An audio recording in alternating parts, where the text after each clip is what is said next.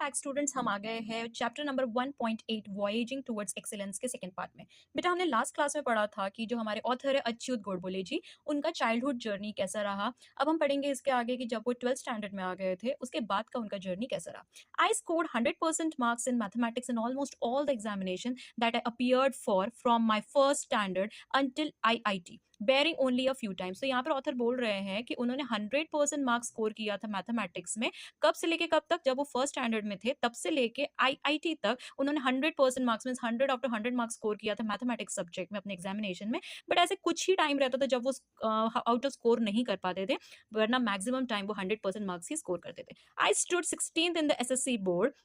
At that time, this examination was for the whole of Maharashtra, including Nagpur, and I stood first in the university in all the subjects put together. तो यहाँ पर वो बता रहे author कि वो 16th उनका 16th rank था। कहाँ पर 16th रैंक था? जब वो SSC बोर्ड में थे। SSC बोर्ड का मतलब होता है जब वो 10th स्टैंडर्ड में थे। 10th स्टैंडर्ड के टाइम पे उनका पूरे महाराष्ट्र में 16th रैंक था। लेकिन जब पूरे महाराष्ट्र में, हम यहाँ पर सिर्फ नागपुर यूनिवर्सिटी के बारे में बात करते हैं, महाराष्ट्र में और भी यूनिवर्सिटी है जैसे कि पुणे यूनिवर्सिटी है, वैसे यहाँ पर नागपुर यूनिवर्सिटी है, गोंडवाना यूनिवर्सिटी है। तो यहाँ पर वो बात कर रहे हैं नागपुर यूनिवर्सिटी के बारे में कि नागपुर यूनिवर्सिटी में जो पूरे सब्जेक्ट्स को मिला दिया जाए तो उनका अपने यूनिवर्सिटी में फर्स्ट रैंक था, फर्स्ट पोजीशन था। Okay, those days you could get an admission into IIT without the entrance test JEE if you had secured the first rank in the university। तो यहाँ पर ऑथर बता रहे हैं कि उस टाइम में, उस जमाने में, अगर आप अपने यूनिवर्सिटी में फर्स्ट रैंक लाते हो तो आपको IIT के लिए एंट्रेंस एग्जाम देने की जरूरत नहीं थी, आपको डायरेक्टली एडमिशन मिल जाता था इंजीनियरिंग कॉलेज में। Therefore, I did not have to appear for the entrance test to get the admission into the IIT।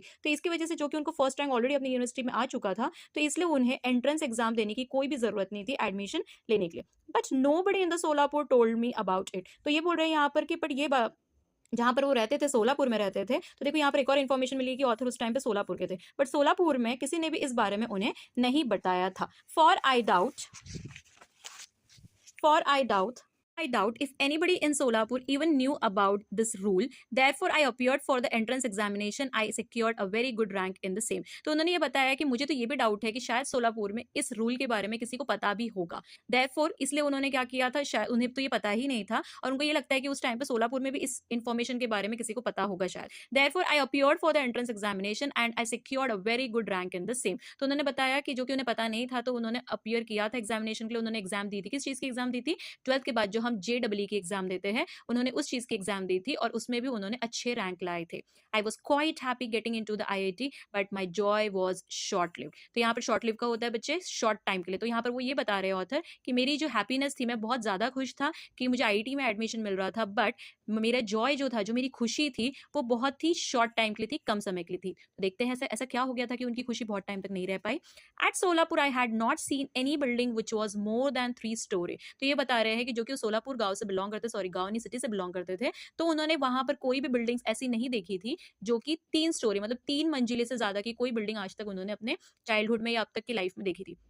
Mumbai however was full of sky scraper. Sky scraper का ये मतलब होता है बेटा जो एक्सट्रीमली टॉल बिल्डिंग है। मैंने आपको इसके पहले भी बताया है, कोई ऐसे वर्ड जो आपको बाद में ध्यान न रहे उसे तभी के तभी वहीं पर ही अंडरलाइन कर लिया करो और वहां पर मीनिंग लिख लिया करो ताकि आपको बाद में पढ़ने के लिए आसानी हुई हो। तो यहाँ पर मुंबई में उन्होंने ये बताया था कि मुंबई में एक्चुअली उन्हें IIT के लिए कहाँ पर एडमिशन मिल रहा था? मुंबई में मिल रहा था। तो मुंबई हाउएवर किससे भरा हुआ था? स्काई स्क्रैपर से, मतलब ऐसे बिल्डिंग से भरा हुआ था जो कि एक्सट्रीमली टॉल है, ऐसा लग रहा है जैसे आसमान ही छू लेंगे। At IIT most of the students and professor used to converse in English whereas my English was very poor। तो यहाँ पर ऑथर ये बता रहे हैं कि IIT कॉलेज में बहुत सारे जो स्टूडेंट्स थे एज वेल एज प्रोफेसर्स जो थे वहाँ के, जो पढ़ाने वाले थे, वो सभी के सभी कन्वर्स, मतलब जो बातचीत करते, कन्वर्सेशन करते आपस में, वो इंग्लिश में करते थे, जबकि जो ऑथर थे उनकी इंग्लिश पुअर थी, मतलब वो वीक थे इंग्लिश बोलने में। I had my entire education in Marathi. तो यहाँ पर रीजन बता रहे हैं कि क्यों वीक थे, जो कि इतना मैथमेटिक्स में स्कॉलर वाला बच्चा था, वो क्यों इंग्लिश में वीक था। तो यहाँ पर रीजन बता रहे हैं क्योंकि उनका पूरा का पूरा एजुकेशन जो 12th तक की हुआ है वो मराठी में हुआ है, मराठी मीडियम में हुआ है। ओके,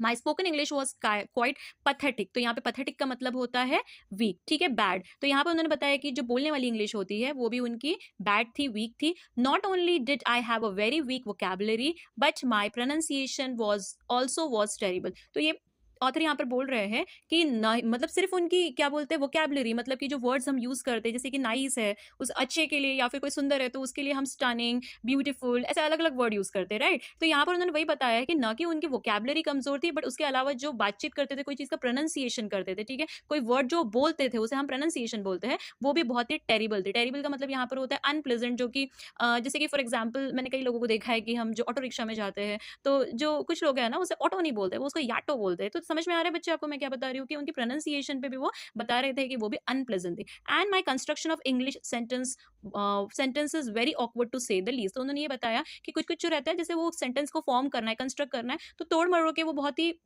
वियर्ड वे से, जो कि कन्वीनियंट नहीं है, प्रॉपर नहीं लगता था। जैसे कि फॉर एग्जांपल अगर मैं अभी खाना खा रहा हूँ तो कुछ बोलेंगे आई ईटिंग नहीं होता है ना, आई एम ईटिंग होता है। तो यही यहाँ पर बोल रहे हैं कि मेरा सेंटेंस का जो कंस्ट्रक्शन था वो भी बहुत ज्यादा वियर्ड था।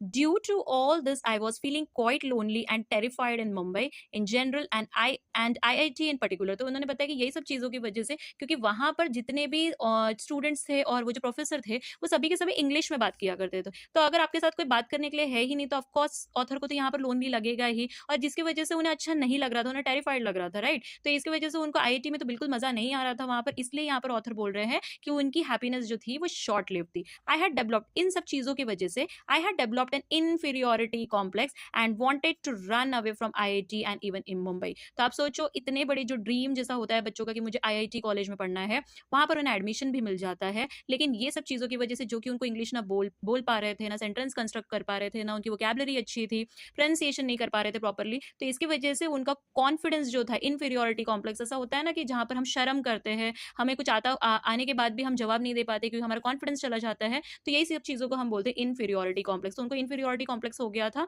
और इसकी वजह से वहां पर नहीं रहना चाहते थे आईआईटी में, कॉलेज में, और ना ही मुंबई में रहना चाहते थे।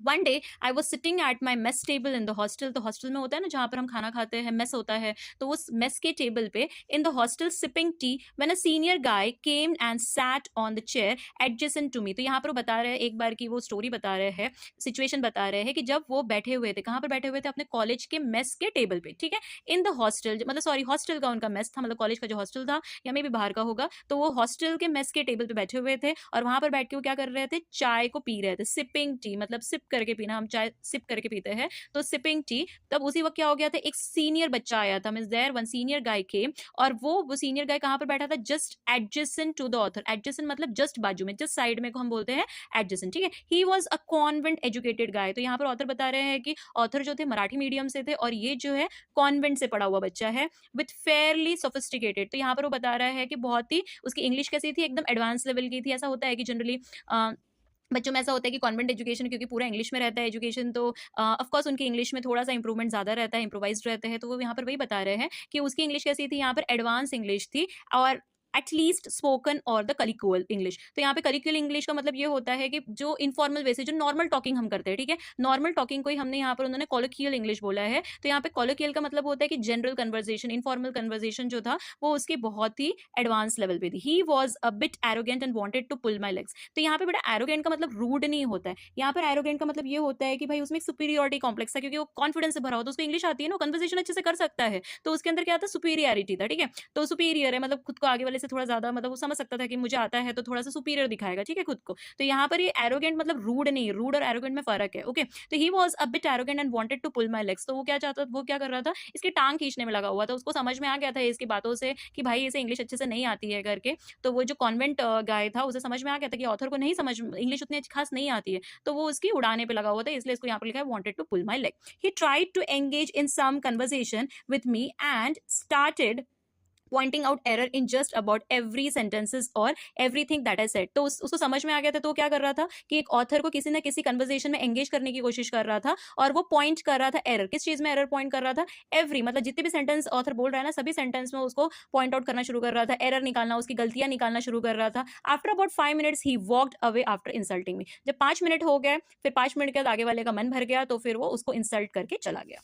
I felt extremely humiliated, upset. As it is, I was feeling quite depressed and diffident, and this incident was the last straw. तो यहाँ पर वो ऑथर बता रहे हैं कि ये जो इंसिडेंट हुआ जिसमें एक सीनियर गाय कॉन्वेंट स्टूडेंट वाला इनकी इंसल्ट करके गया, इनकी उड़ा के गया, तो यहाँ पर उसकी वजह से वो बहुत ज्यादा ही इंसल्ट फील कर रहे थे, ह्यूमिलिएटेड और अपसेट फील कर रहे थे। तो ह्यूमिलिएटेड मतलब यहाँ पर बहुत ज्यादा इंसल्टिंग फील हुआ उन्हें और बहुत ही अपसेट फील हुआ। As it is I was feeling quite depress, और इसकी वजह से ही वो बहुत ज्यादा ही डिप्रेस फील कर रहे थे। और डिफिडेंट, डिफिडेंट का मतलब ये हो रहा था कि जैसे कि अब उनका कॉन्फिडेंस लैक कर गया है, खत्म हो चुका है। And this incident was the last straw, मतलब कि अब ये फाइनल था, आई एम डन नाउ, इसके बाद मैं और कुछ भी सहन नहीं कर सकता करके, वैसा उसके लिए फाइनल इंसिडेंट था। I was almost broken, I felt out of place there and literally wanted to run away to Solapur that very moment. तो यहाँ पर ऑथर बोल रहे हैं कि ये इंसिडेंट की वजह से वो काफी ज्यादा टूट चुके थे, ब्रोकन हो चुके थे।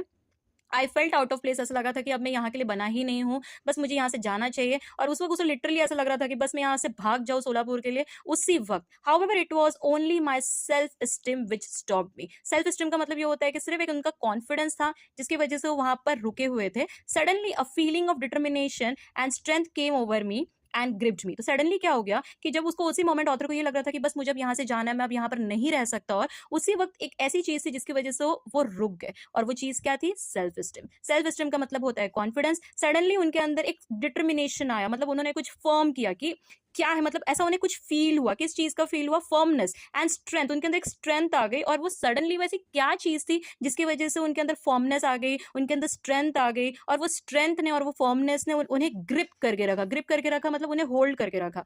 डिस्पाइट, तो ऐसी क्या चीज है तो हम देखते हैं। Despite hailing from Solapur, if I could be a rank holder in the school, college and IIT with many awards in mathematics, there must be something right with me. तो यहाँ पर उन्होंने ये बताया है कि डिस्पाइट, मैं, मेरा ओरिजिन, मतलब हेलिंग मीन्स मेरा ओरिजिनेशन कहाँ से है, मतलब मैं कहाँ से हूँ? सोलापुर से हूँ, ठीक है। और मैं सोलापुर से रहकर मैं वहां पर अगर रैंक होल्डर रह सकता हूँ अपने स्कूल में, कॉलेज में भी और IIT में भी, वो भी मुझे कई सारे अवार्ड्स है मैथमेटिक्स में, तो इसका मतलब ये है कि मेरे अंदर भी कुछ ना कुछ तो राइट है। There must be something right with me, why should I give up? तो मैं गिव अप क्यों करूँ भाई, जब मैं इतना होशियार हूँ, मैं रैंक होल्डर वाला हूँ, मुझे स्कूल में, कॉलेज में, IIT में हर जगह अवार्ड मिले हैं, मैथमेटिक्स में अवार्ड मिले हैं, तो मैं क्यों गिव अप करूँ? And that too for a silly and small thing like English, वो भी छोटी सी चीज के लिए, silly, just a very tiny, और इतनी छोटी सी चीज के लिए, वो भी इंग्लिश के लिए। I was not to give up any more and I was determined to fight back. तो उन्होंने तब उस वक्त ये फर्म किया, डिटरमाइन किया कि इसके बाद मैं गिव अप नहीं करूंगा, मैं फाइट बैक करूंगा। तो फाइट बैक करने का मतलब ये नहीं है कि भाई जिसने उसकी उड़ाया उसी को धो देगा, बस उसने डिसाइड किया कि मैं जहां लैक कर रहा हूँ, कहाँ लैक कर रहा हूँ मैं? इंग्लिश में ना, बोलने में, रीड राइट एंड स्पीकिंग में ना, तो मैं इससे अभी फाइट बैक करूंगा, अब इसे मैं चेंज करूंगा। तो अब यहाँ पर देखते हैं कि उन्होंने और अब उस चीज के लिए क्या किया। As I climbed the stairs of my hostel room, my plan was ready in my mind. Normally, most of us who are educated in vernacular languages such as Marathi think in Marathi before speaking English. तो उन्होंने बोला कि जब वो इस incident के बाद फिर जब वो अपने हॉस्टल के रूम की तरफ स्टेयर पे क्लाइम करके, मतलब चल के जा रहे थे अपने हॉस्टल रूम पे, मतलब वो जब सीढ़ियां चढ़ रहे थे और अपने हॉस्टल रूम में जा रहे थे, उस वक्त होता है ना, हम चलते चलते हमारे साथ बहुत सारे हमारे थॉट्स आते रहते हैं, ठीक है। ऐसे बहुत सारी जगह रहते हैं जो हमारे साथ थॉट्स चलते रहते हैं। वो आप बोलो, आप ड्राइव कर रहे हो, आप वॉक कर रहे हो, तो होता है कि हमारे थॉट्स चलते ही रहते हैं। तो यहाँ पर उन्होंने वही बताया कि my plan was ready in my mind, तो उन्हें समझ में आ गया था, वो अपने दिमाग में उन्होंने पूरा सेट कर लिया था कि अब उन्हें करना क्या है। Normally most of us who are educated in vernacular languages, तो उन्होंने ये बताया कि नॉर्मली बहुत सारे लोग जो अपने नेटिव लैंग्वेज में, जो भी उनका नेटिव लैंग्वेज है, उन्होंने मराठी में पढ़ाई की है, ठीक है, तो बाकी जो भी इंग्लिश में होंगे, कोई अगर साउथ रीजन से है तो वो अपने लैंग्वेज में पढ़ाई करते हैं। तो वर्नाकुलर लैंग्वेजेस मतलब native language such as Marathi, तो जो भी लैंग्वेज में पढ़ते हैं ना या बिलोंग करते हैं, तो क्या करते हैं, जो भी कन्वर्सेशन होता है ना, पहले वो उसे अपने ही लैंग्वेज में क्या करते हैं, सोचते हैं, और फिर उसे कन्वर्ट करके इंग्लिश में बोलते हैं। ओके, तो यहाँ पर उन्होंने वही बोला कि such as Marathi, think in Marathi before speaking in English. तो उन्हें जो भी अगर सपोज किसी के साथ कन्वर्सेशन करना है, तो पहले वो इंसान अपने नेटिव लैंग्वेज में सोचेगा, तो थिंक इन मराठी। जैसे कि ऑथर यहाँ पे सोलापुर से थे, जो कि महाराष्ट्र में, तो उन्होंने किस में सोचते हैं, वो मराठी में सोचते हैं इंग्लिश में बोलने से पहले, फिर उसे क्या करते हैं, जो भी वो सोचते हैं उसको ट्रांसलेट करते हैं इंग्लिश में, and then somehow try to speak out this translated English sentence in an extremely awkward fashion. तो एक्सट्रीमली ऑकवर्ड इसलिए हो गया क्योंकि उन्होंने डायरेक्टली इंग्लिश में नहीं सोचा, तो उसकी वजह से वो कंस्ट्रक्ट करते करते करते क्या हो गया है, वो थोड़ा सा उनका वहां पे ग्रामेटिकल मिस्टेक हो जाता होगा, और इसलिए वो थोड़ा सा ऑकवर्ड लगता होगा, थोड़ा सा अलग लगता होगा, अनयूजुअल लगता होगा, ठीक है। I had decided that I would do nothing of this sort, I wanted to achieve excellence. तो उन्होंने ये बोला है कि अब उन्होंने डिसाइड कर लिया है कि भाई अब उनको टेम्पररी कुछ भी काम नहीं करना है, ठीक है, जो भी, क्योंकि बचपन से उनकी वही आदत थी कि जो भी वो सीखेंगे वो परमानेंट बेसिस पे सीखते थे। तो I wanted to achieve excellence, तो वो जो भी सीखेंगे अगर इंग्लिश में सीखेंगे तो एकदम एक्सीलेंस लेवल का सीखेंगे। This urge to excel in anything that you try to do has been with me since the childhood. तो जैसे कि मैंने आपको बताया था कि ये जो हैबिट थी ये ऑथर की बचपन से ही थी, कि जो भी चीज उनको करना है, जिस भी चीज में उनको एक्सीलेंस पाना है, वो अपने चाइल्डहुड पूरा उस जो भी चीज उन्हें करना है वो उसमें एक्सीलेंस पाके ही रहते हैं। Whether I would succeed in this or not, I always set my aim high. तो भले ही मैं इसमें सक्सेस हो या ना हो, लेकिन मेरा इरादा तो एकदम हाई रहेगा, मेरा एम तो बड़ा ही रहेगा। In this case too I wanted to speak excellent, elegant and fluent English. तो अब यहाँ पर उनका क्या फॉर्म डिटर्मिनेशन था कि अब इंग्लिश वाले मैटर में भी बस ऐसे ही काम चलाओ, इंग्लिश उनको नहीं सीखना था। उनको कैसे इंग्लिश सीखना था जिसमें वो एक्सीलेंट तरीके से बोल सके, एलिगेंट लगे, मतलब कि सुनने में अच्छा लगे, और फ्लुएंट रहो, मतलब टूटी फूटी इंग्लिश वो नहीं बोलना चाहते थे, वो एकदम न रुके वाला फ्लुएंट इंग्लिश बोलना चाहते थे। जैसे आप लोग अपने नेटिव लैंग्वेज बिना रुके बोलते हो, करके नहीं बोलते हो, राइट। तो वैसे ही वो यहाँ पर भी एकदम क्या बोलते हैं, अपने जो इंग्लिश है वो बहुत ही फ्लुएंटली बोलना चाहते थे। तो the first thing I did was to start reading English newspaper and English book. तो उसके लिए उनकी जर्नी यहाँ पर शुरू होती है। तो उन्होंने क्या किया, वेरी फर्स्ट थिंग जो उन्होंने, देखिए आपको भी अगर स्पोकन इंग्लिश या बोलना सीखना है तो देखिए इस जर्नी को आप भी फॉलो कर सकते हो, और आप भी फ्लुएंट, आपको लगता है कि आपकी इंग्लिश अगर उसमें फ्लुएंसी नहीं है तो आप भी ये जर्नी फॉलो कर सकते हो और अपनी इंग्लिश फ्लुएंसी बना सकते हो, ठीक है, सो फ्लुएंट बना सकते हो। तो the first thing I did was, यहाँ पर ऑथर बता रहे हैं कि सबसे पहली चीज उन्होंने जो शुरू की, उन्होंने क्या किया, न्यूज़पेपर रीड करना शुरू किया और इंग्लिश के नॉवेल्स रीड करने शुरू किए। I studied etymology and phonetic and studied the roots of the words and how to pronounce them. तो उन्होंने ये बताया कि उन्होंने किस चीज की पढ़ाई की, इटिमोलॉजी। इटिमोलॉजी का मतलब ये होता है कि ये इंग्लिश का जड़ कहाँ से, हिस्ट्री क्या है इसके पीछे, ठीक है। तो ये उन्होंने उस चीज की पढ़ाई की सबसे पहले, मतलब history of English. Then phonetics, phonetics का मतलब ये होता है कि जो भी हम स्पीच, मतलब जो भी हम बोलते हैं उसके पीछे जो साउंड्स निकलते हैं, ठीक है, उस साउंड के बारे में उन्होंने पढ़ाई की कि करेक्ट प्रोनाउंसिएशन वर्ड का कैसे होता है। And studied the roots of the word, pronounce कैसे करते हैं सारे वर्ड्स को, तो उन्होंने ये सारी चीजों की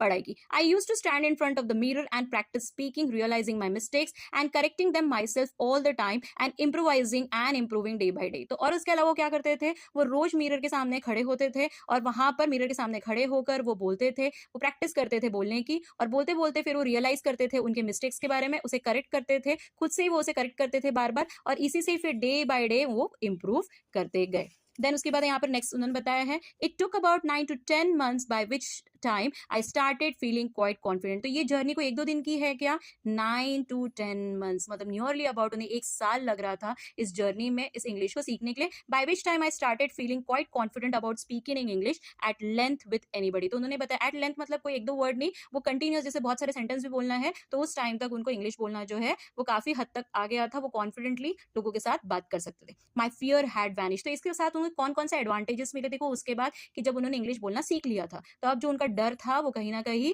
घूम चुका था, वैनिश हो चुका था, चला गया था। And I started feeling at home in my hostel. तो जिस हॉस्टल से वो भाग के जाना चाहते थे उसी हॉस्टल अब उनको घर जैसा लगने लगा था। In my future career out of 32 years in the information technology field. तो किस फील्ड में थे वो, IT फील्ड में थे, जिसको हम इंफॉर्मेशन टेक्नोलॉजी बोलते हैं। तो उन्होंने ये बताया कि उनके 32 ईयर्स, मतलब उन्होंने 32 ईयर्स जो भी काम किया था उस 32 ईयर्स मतलब इंफॉर्मेशन टेक्नोलॉजी फील्ड में। तो यहाँ पर वो बता रहे हैं कि I was the chief executive और मैनेजिंग डायरेक्टर और head of the software company with thousands of software engineers world wide. तो उन्हें बताया कि 32 ईयर्स के जर्नी में, उनके काम करने की जर्नी में, उनके जॉब की जर्नी में वो क्या क्या रह चुके, जस्ट बिकॉज उनको इंग्लिश बहुत अच्छे से आ गई थी। होशियार तो वो थे ही, इंटेलिजेंट थे ही वो, उसके अलावा जब उन्होंने एक्स्ट्रा स्किल सीख लिया था तो उसकी वजह से वो चीफ एग्जीक्यूटिव बने कंपनी के, मैनेजिंग डायरेक्टर बने, MD बने, हेड बने सॉफ्टवेयर कंपनी के, जिसके अंदर थाउजेंड्स ऑफ सॉफ्टवेयर इंजीनियर्स जो थे काम करते थे, ना कि इंडिया, वर्ल्ड वाइड।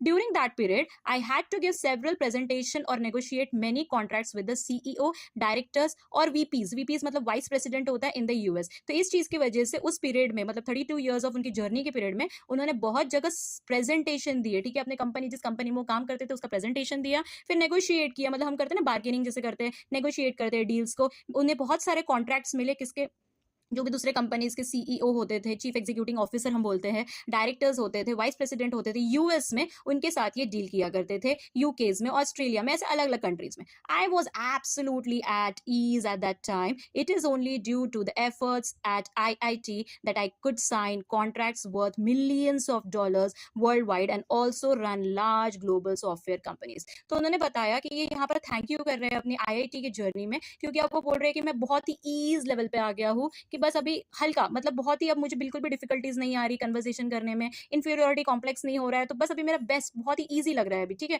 तो वो एक ऐसा टाइम आ गया था कि ये उन्होंने क्यों बताया है, ये किस चीज की वजह से हुआ, ये बता रहे हैं कि वो एफर्ट्स की वजह से जो उन्होंने IIT में लिया था, आज वही एफर्ट्स का रीजन है कि जिस वजह से वो अभी बड़े बड़े कंपनीज में साइन कर रहे हैं कॉन्ट्रैक्ट्स, वो डील कर रहे हैं, जिसमें वो कॉन्ट्रैक्ट्स को 1-2 रुपए का नहीं, यहाँ पे मिलियन ऑफ डॉलर्स का था, जो बड़े बड़े कंपनीज में, फॉरेन कंट्रीज में, वर्ल्ड वाइड में वो क्या कर रहे हैं, वो डील को क्रैक कर रहे हैं और वो बड़े बड़े लार्ज ग्लोबल कंपनीज के साथ वर्क कर रहे हैं। तो ये देखिए इनकी बहुत अच्छी जर्नी रही है, जॉब के बारे में इन्होंने यहाँ पर बताया है। बाकी का हम देखेंगे पार्ट 3 में। तो स्टूडेंट्स, ये लाइन बाय लाइन एक्सप्लेनेशन आप पढ़ते रहिए और होप आप अच्छा ही करेंगे।